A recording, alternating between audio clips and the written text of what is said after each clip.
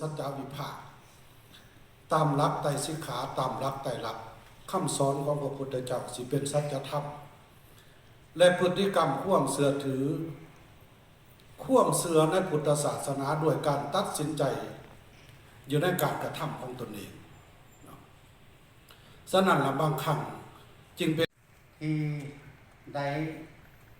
มีความรู้เพิ่มเติมคือว่านะขน้อยก็เป็นผู้สนใจแล้วก็บอกค่อยได้มีปึ้มแบบทางสัตว์ใหญ่คนเอาให้นี้สนใจนำพุทธศาสนาแล้วก็เว้ามาเนี่ยทางสัตว์ทางซ่องก็ได้เน้นมาเรื่องอธิปไตย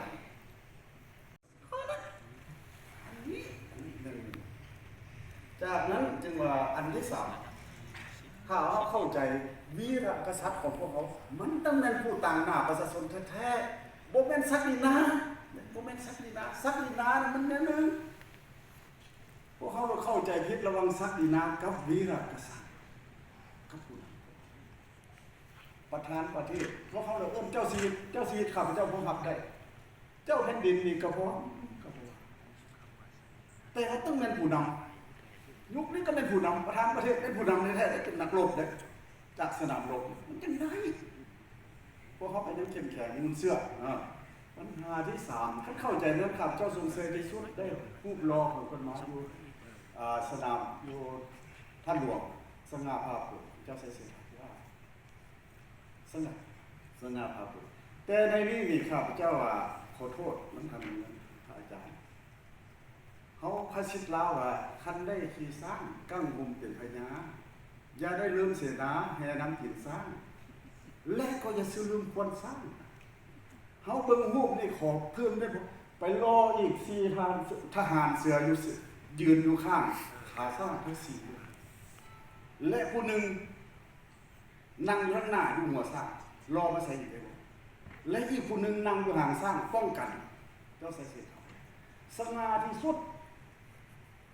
เวลานั้นมันจึงสมเป็นวีรกษัตริย์ถ้าเจ้าขึ้นมานั่งทำได้เจ้าได้ขี่สร้างกั้งบงเป็นพญาอย่าได้ลืมเสนาแห่น้ำกินสร้างแม่นได้แท้เลยเจ้าสิเป็นวีรกษัตริย์ได้ก็ได้พอประชาชนบ่ไปนำเจ้าอันนี้ต้องถือหอก4คนทำลูกขาสร้างผู้อยู่หน้าคับสร้างเขาเอิ้นควรสร้างเนาะและผู้นั่งอยู่ห่างสร้างถือดาบ2 อันเพื่อป้องกันเจ้าอันวีรกษัตริย์มันจึงถือหรือสินั่นแหละบริษัทน้องตัดรอได้บ่อันนี้ไหนสง่าที่สุดบ่ยากดอกเขาเอาไปวางใส่ซื่อๆนะเลยยืนมดกรุงเทพนี่บ่ว่าไทยบ่ว่ากัมพูชาว่าหยังปัดโคพม่ามาเห็นแห้งสิจ้างอันนี้ไหนบุรีน้องนี่ยอมให้เจ้าใส่เสื้อทหารขวดฮุกเมียเราอยู่วัดอินแปลงหั่นเด้ยอมใส่เสื้อทหารบุรีน้องหมายว่าผู้สนะ9 ทิศบัดใส่เสื้อทหารเขาเสียชีวิตแล้วเพิ่นจึงมาเอาก็เลยใส่ว่าผู้สนะ10 ทิศตอนใส่เสื้อทหารเขาอยู่ลักษณะ9 ทิศทิศตะวันออกเราบ่กล้ามาเถอะลูกน้องถึงปัดคอบัดนี่วีรกษัตริย์เขายังไม่ยืนในจ่าแจ้งเพิ่นไปเสียชีวิตอยู่อัตตปือเพราะว่าอาจจะไปปราบพวกข้าแม่พวกยุลุมที่จะยึดขับเจ้าไปเบิ่งเพิ่นขึ้นมาจะเพิ่นลงไปแต่พิษอัตตปือไปขึ้นมาแถวน้ำเสกอดินเขามันกลายไปพุ่นเด็กพอกัมพูชาเขาเสีย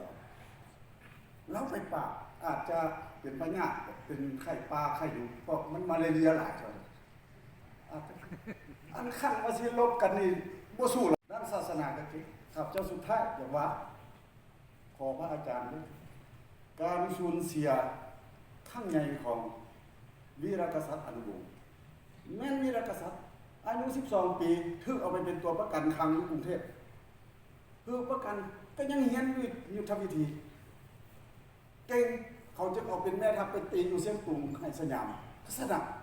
อายุยังน้อยเลย20 ปลายปีได้เข้าสนามรบคนลาวเขาต้องเก่งเลยเบิ่งกวดคืนประวัติเป็นยังไง ว่า1,829พวกเขาต้องสูญเสียพระสุขพระเสริมใส่ทั้งทหารเอาไปเสื่อมพระผู้ออกควยเขา